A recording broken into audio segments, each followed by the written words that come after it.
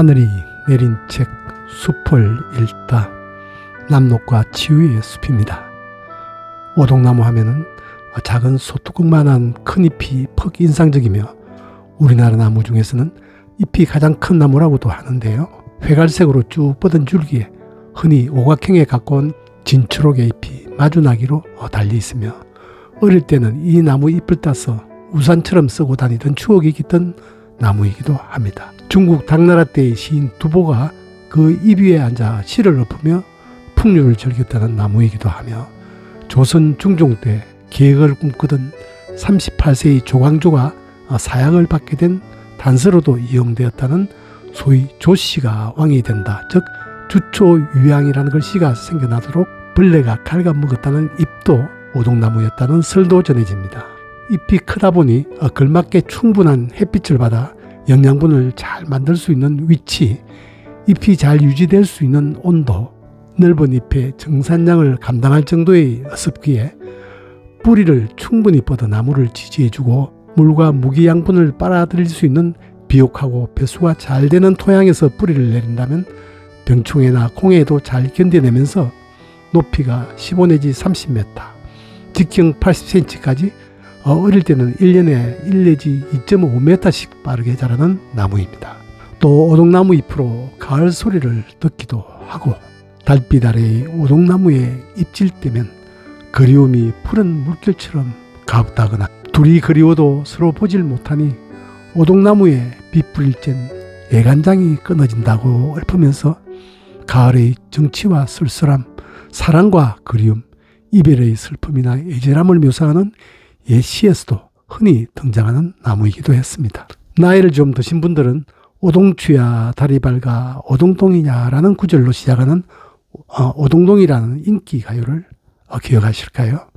젊었던 시절 막걸리에 취해 젓가락을 두들기며 친구들과 이 노래를 목전껏 뽑아대던 그 시절이 오동나무를 보면 되살아날 듯도 합니다. 노랫말이나 예시에서뿐 아니라 오동도, 오동리, 오창, 오리역에서와 같이 오동나무는 우리 지명에서도 많이 쓰인 나무이지요.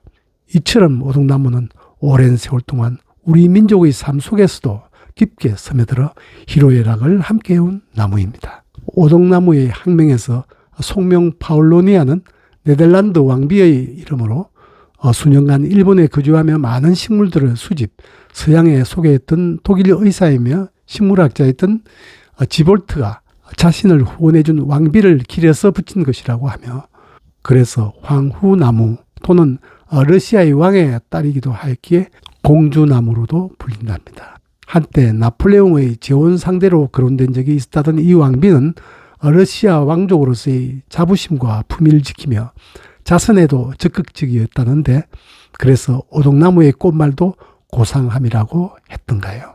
종소명 코리아나는 1925년에 일본인 우에키 교수가 한반도에만 자생하는 고유종이라고 발표하면서 얻게 된 이름입니다. 오동나무의 옛 우리 이름은 머귀였다고 합니다. 머귀가 오동이 된 사유는 당대 우리 학자들에게 많은 영향을 주었던 중국 고전인 시경의 영향인 듯 합니다.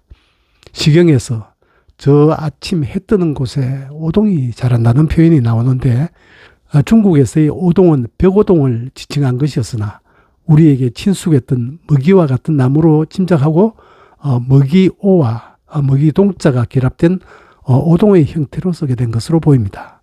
오동나무는 우리나라를 포함한 중국, 일본 등 동아시아에 자생하는데 오동나무과의 단일 속에 포함된 여러 종 중의 하나입니다. 우리나라는 오동나무를 고유한 자생 독립종으로 참 오동나무와 대만 오동 2종은 별개의 재배식물로 분류하고 있습니다만 국제적으로는 오동나무를 참 오동나무의 단순한 변종이거나 같은 종으로 보는 경향이므로 관련된 연구가 더 필요하겠습니다. 참 오동나무는 오동나무 속의 모식종이기도 하며 오동나무보다 훨씬 자주 마주치는 나무입니다. 중국에서는 이미 2000년 전의 문헌에서도 오동나무가 등장했다고 하며 포동, 동목, 모포동 등으로 불렸습니다. 참오동나무는 중국 중서부가 원산지이며 종소명 토멘토사는 틀로 덮여 있다는 뜻으로 잎의 앞뒤면에 모두 틀이 밀생하기 때문입니다. 오동나무는 잎 표면에 털이 거의 없고 뒷면에 다갈색 털이 있습니다. 오동나무와의 또 다른 차이점은 참 오동나무의 꽃잎 안쪽에 오동나무에 없는 자주색 점선이 있다는 점입니다. 오동나무는 꽃의 모습도 아름다운데요. 어떤 시인은 하늘 가득 솟아있는 연보랏빛 작은 종들, 대낮에도 환하게 꽃등을 켠 나무라고 했습니다. 5, 6월에 암수 한 그루인 나무에서 잎이 열리기 전에 연한 홍자색의 꽃이 가지 끝에 깔때기 모양의 꽃을 움뿔 모양 꽃차례로 달아 향기를 솔솔 풍깁니다. 정지용 시인도 오동나무 꽃이야 못 견디게 향그럽다고 노래하였지요. 10월에서 11월에 갈색으로 익는 열매에서는 그루마다 매년 2천만 개에 이르는 작은 씨앗을 품는다고도 하며 열매가 터질 때마다 무수히 많은 씨앗이 나와 바람을 타고 흩날립니다.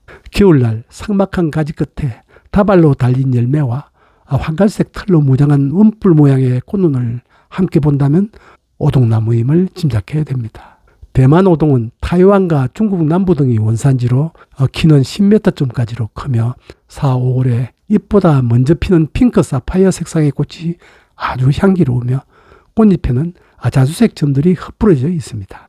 장자는 봉황은 벽오동나무가 아니면 머무르지 않고 대나무 열매가 아니면 먹지도 않으며 예천이 아니면 마시지도 않는다고 했다는데 상상의 새 봉황이 않는 나무라는 벽오동나무는 잎이 크고 성장이 빠르다는 점에서는 오동나무와 비슷하지만 나무 껍질도 청록색인데다 3 내지 5갈래진 잎이 어긋나기로 달리며 6, 7월에 피는 꽃은 암수 땅꽃으로 꽃대에 암꽃과 수꽃의 꽃봉오리가 함께 모여 달리는 아주 독특한 모양을 하고 있고 한쪽으로만 갈라지는 쪽꼬투리 열매를 달고 있어 식물 분류상 오동나무와는 아주 다른 나무입니다. 오동나무는 우리 선조들이 마당 한 곳에 심어 푸른 노공과 시원한 그늘로 더위를 식혔던 나무이며 전통 정원에서는 북쪽 마당의 대나무와 함께 남쪽 마당 어귀에 심고자 했던 나무였고 딸을 낳으면 심어 시집 보낼 때 가구를 만들어 주었다는 나무이기도 했습니다. 일본인들은 오동나무를 봉황과 관련시켜 순결과 교회의 대상이며 길상의 신성한 나무로 여겼으며 일본 정부의 상징 문장에도 오동나무가 들어갑니다. 화투에서 똥도 오동나무 잎이고 똥광에는 오동나무 잎과 봉황이 나옵니다. 오동나무가 지구상에서 가장 빨리 자라는 나무가 된 것은 어려서부터 목질화가 시작되는 다른 나무와는 달리 자란 뒤에 늦게 목질화가 이루어지기 때문이라는데요. 계량종의 경우는 5개월리에 키가 6m 이상, 잎도 1m 이상 자란다지요. 성장 속도가 매우 빠르므로 세포벽이 아주 얇고 공간이 많이 생겨 비중이 0.27에 불과한 가장 가벼운 나무에 속하므로 목재계의 알루미늄이라고도 불리며 강도 또한 약합니다. 그러나 무조건 약하기만 한 것이 아니라 10년쯤 자라게 되면 뒤틀림과 갈라짐이나 변형이 적고 마찰과 부식에도 강해져서 잘 탈지도 않는 편이며 재질이 가볍고 무늬가 좋은데다 습기를 잘 빨아들이지 않을 뿐 아니라 불에도 잘 타지 않기에 장롱, 문감, 목침 등 가구재로서나 생활용품, 포장재, 관, 보트 건조 등에도 사용된다지요. 여기에 풍부한 울림과 음향 교환 능력까지 뛰어나므로 가야금, 금은고 등 우리 전통 악기재로 최고의 조건을 갖추었기에 오동나무는 천년을 묵어도 늘 가락을 간직한다고 하였습니다.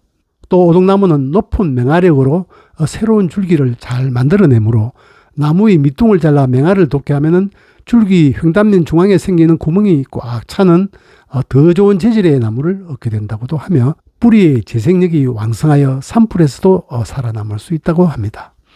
넓게 퍼지는 뿌리는 토양을 안정화시키고 침식을 방지하며 토양 중금속을 흡수 축적하므로 토양 오염 감소의 역할도 기대됩니다. 빨리 자라는 나무가 대개 그러하듯 수명은 약 70년 정도로 짧은 편이나 간혹 100년을 넘기기도 한답니다. 오동나무의 전략은 다른 나무보다 더 많은 햇빛을 받아 더 많은 영양분을 만들어 더 빠른 속도로 몸집을 불리기 위해서 더 큰 잎을 달게 된 것이라고도 할 수 있는데요. 그 큰 잎으로 힘차게 탄소를 흡수하면서 동시에 많은 산소를 내뿜으며 공해 물질까지 쉽게 흡착하고 잎이 떨어지면 좋은 밑거름이 되어줍니다. 더하여 오동나무 잎은 항염, 항균, 살충 효과까지 있으므로 인근 나무의 병충해까지 막아준다고 하며 재래식 화장실에 넣으면 구더기가 생기지 않는다고 했고, 잎의 생접이나 우려낸 물로는 친환경 농업용 살충 항균제를 만든다고도 합니다. 한편 오동나무가 가진 다양한 성분과 효능은 전통의학에서도 잘 활용되고 있는데요. 나무 껍질은 염증 등 치료에, 목질부는 부기에, 잎은 창상 출혈 등에, 열매는 가래 제거나 기침에, 꽃은 상기도 감염, 기관지 폐렴, 세균성 설사 등에, 뿌리는 풍을 쫓고 통증을 없애는 데 도움을 준답니다.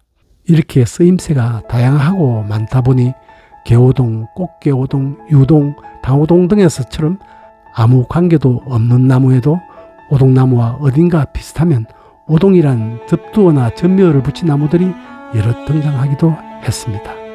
이 모든 것은 오동나무가 유연한 자세로 환경에 잘 적응하면서 자신의 장점을 최대한 살려 발전시키면서도 개성있고 매력적인 모습을 지키려고 노력하며 살아온 결과로 보입니다.